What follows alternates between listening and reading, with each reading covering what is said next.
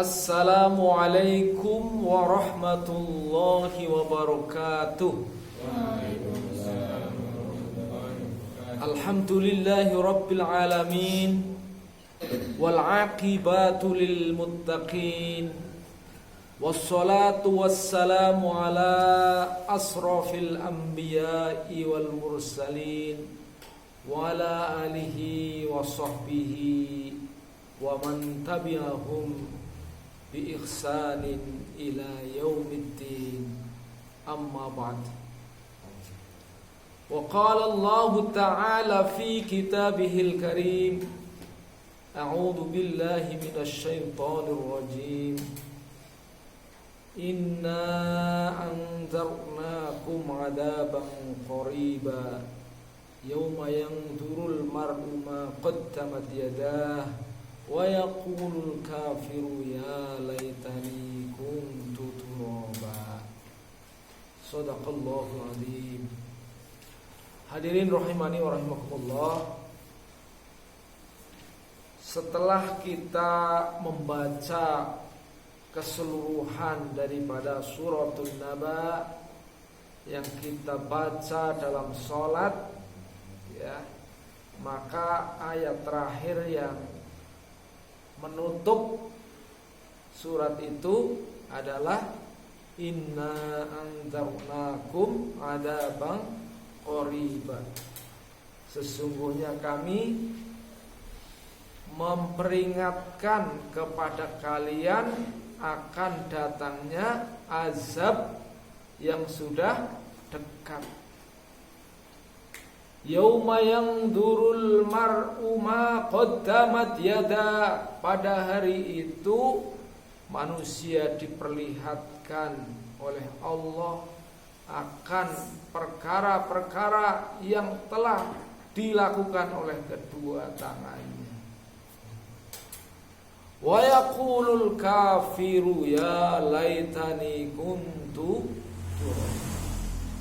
Maka orang-orang kafir dia akan berkata, alangkah baiknya apabila aku kuntu turaba, dijadikan oleh Allah turab, ya, debu atau tanah. Hadirin rahimani wa rahimakumullah.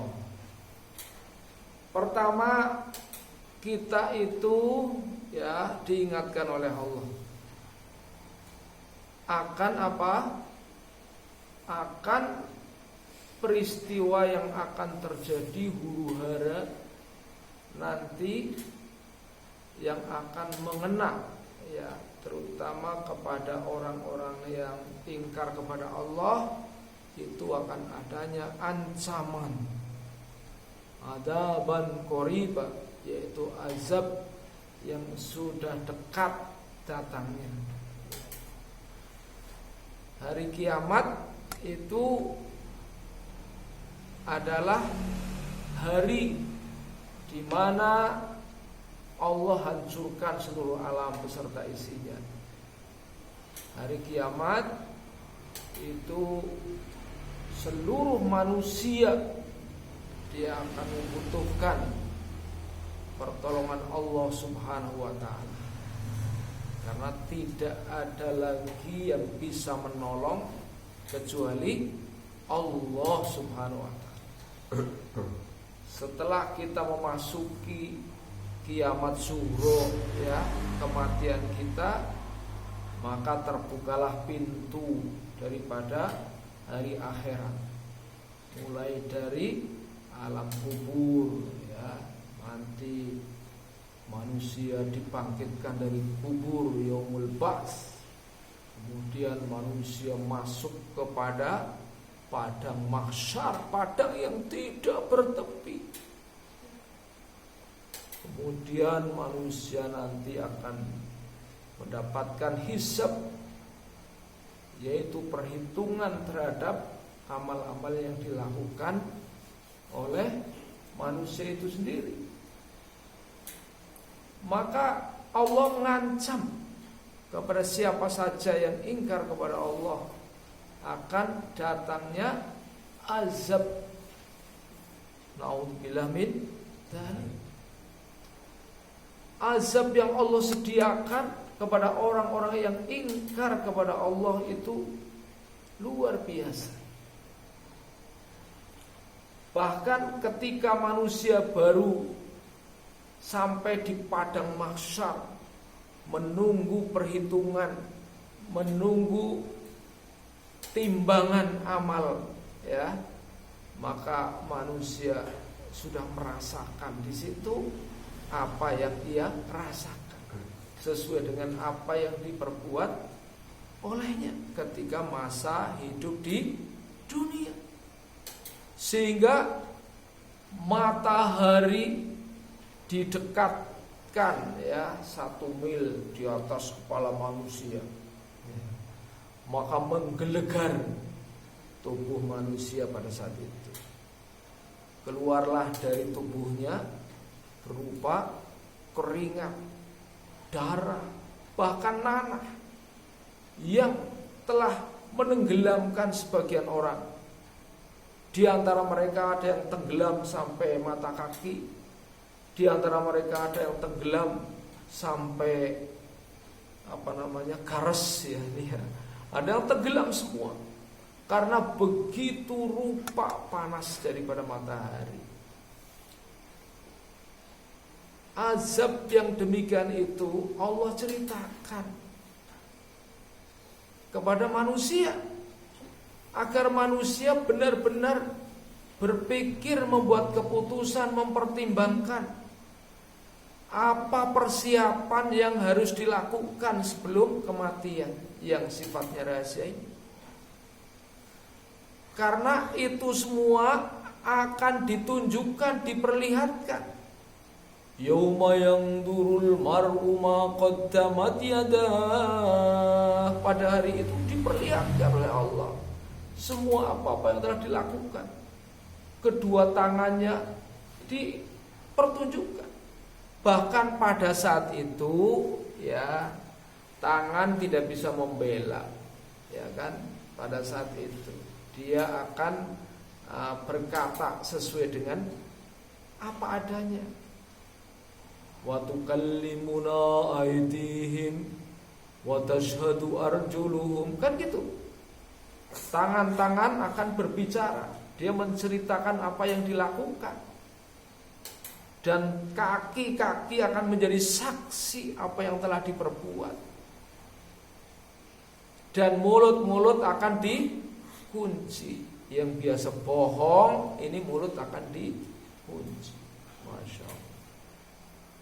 Oleh karena itu, orang yang ingkar kepada Allah semasa di dunia, dia menyesalkan perbuatannya, menyesali perbuatannya. Bagaimana bentuk kesesalannya? Dia mengande-ande, ya. Wa yaqulul kafiru ya laitani kuntu turaba. Orang-orang yang ingkar kepada Allah pada saat itu mengande-ande, ya Allah, andaikan dahulu saya jadi tanah, mendingan jadi tanah, mendingan jadi tanah, gitu ya. Mendingan jadi tanah. Ya Allah, begitu rupa. Dan tidak ada ngajuk ketemu awal, nggak ada.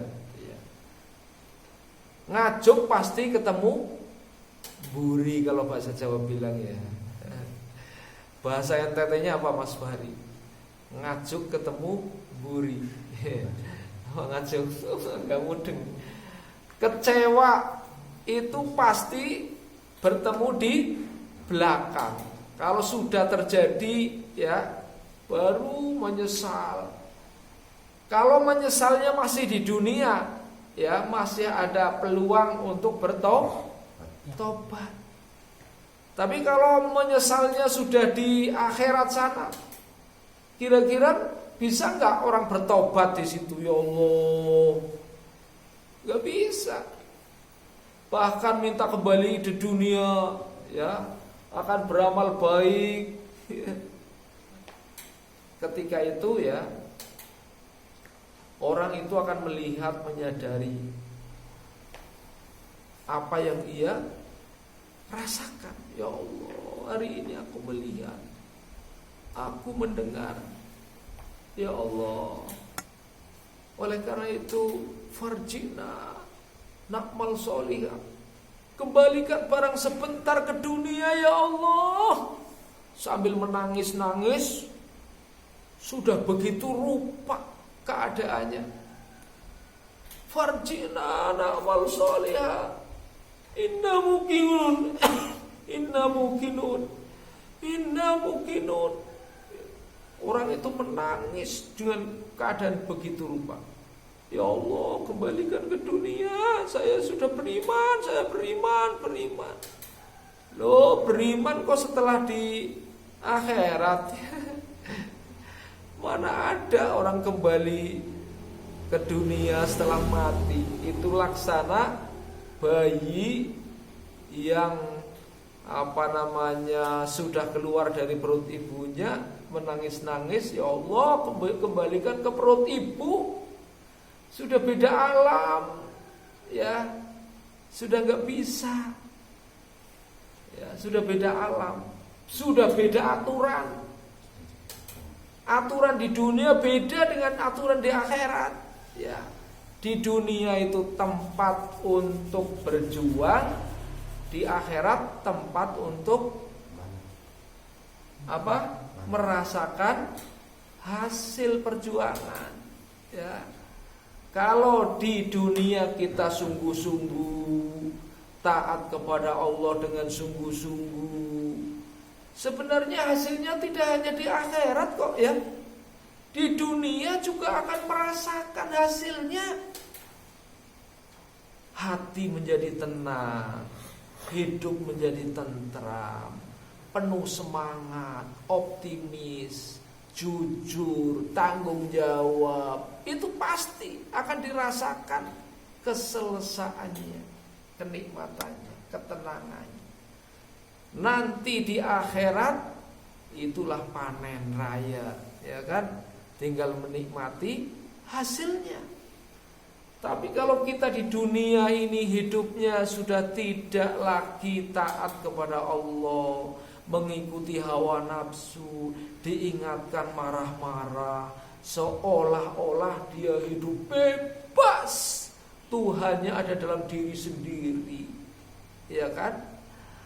Maka apa yang terjadi nanti ketika dia menghadap kepada Allah, wa yuhadzirukumullahu nafsa, dia akan dihadirkan kepada Allah sendiri-sendiri, mempertanggungjawabkan sendiri-sendiri. Tidak bisa mempertanggungjawabkan amalnya orang lain, ya. Pada saat itu setiap orang membutuhkan amalnya sendiri-sendiri, ya. Dia menghadap kepada Allah Subhanahu wa taala, ya, melihat betapa apa yang telah dilakukan. Coba bayangkan pada saat itu, kecewanya sudah tidak berarti. Mohon untuk diringankan siksanya, mohon untuk, ya, doa-doanya sudah tidak bermanfaat. Di saat itulah manusia sudah, ya, merasakan apa yang telah dilakukan di dunia. Oleh karena itu, maka sepanjang hayat masih dikandung badan, sebenarnya Allah masih cinta kepada kita, agar kita bersegera sadar, merefleksi diri, ya, mengumpulkan amal bekal kematian. Karena mati anak bayi juga pantas, pemuda juga pantas, apalagi yang sudah tua lebih pantas. Tetapi Allah tidak pernah memberitahu muda harapannya masih panjang umurnya, malah mati lebih dulu. Itu banyak. Allah tidak memandang umur seseorang, yang dipandang bagaimana kesungguhan orang itu mengabdi kepada Allah, kemudian berbakti kepada orang tua. Betapa orang tua telah menyekolahkan kita, telah memondokkan kita. Itu bentuk kasih sayang seorang tua yang luar biasa. Kenapa tidak dibiarkan sekarang pula wis dewasa iki ya. Kan banyak orang tua yang seperti itu. Wis dewasa iki, dosamu ya ditanggung kamu sendiri. Kan gitu. Tidak ada kepedulian. Kadang-kadang kita yang disekolahkan, yang dipondokkan juga tidak peduli. Aduh iki wong tua kurang ngerti, ya. Sehingga bebas. Waktunya banyak yang sia-sia, yang hilang. Itu bilangnya orang tuaku tidak lihat iki. Padahal Allah subhanahu wa ta'ala menyaksikan, memperhitungkan setiap apa yang kita lakukan, setiap waktu yang kita gunakan. Untuk itu maka saya berpesan ya, karena kita semua tidak tahu kapan dipanggil Allah, mari kita semuanya bersiap-siap diri, mengumpulkan, nyelengi amal buat kematian kita. Ya, kita sungguh-sungguh sudah di rumah taufik. Harapannya kita adalah dapat menekuni Al-Quran dengan baik. Bukan sekedar hanya menghafal, tapi kita tadabburi isinya supaya kita dapat mengamalkan. Percuma hafal Quran tapi perbuatannya tidak sesuai dengan aturan Allah. Apalagi tidak hafal Quran, tidak mengikuti petunjuk Allah. Lebih parah lagi tidak bisa membaca, apalagi mengikuti aturan Allah. Na'udzubillah min dzalik. Semoga Allah senantiasa memberikan petunjuk kepada kita ke jalan yang benar. Ya Rabbal alamin. Terima kasih atas perhatian, mohon maaf atas kurangan. Billahi taufiq wal hidayah. Wassalamualaikum warahmatullahi wabarakatuh.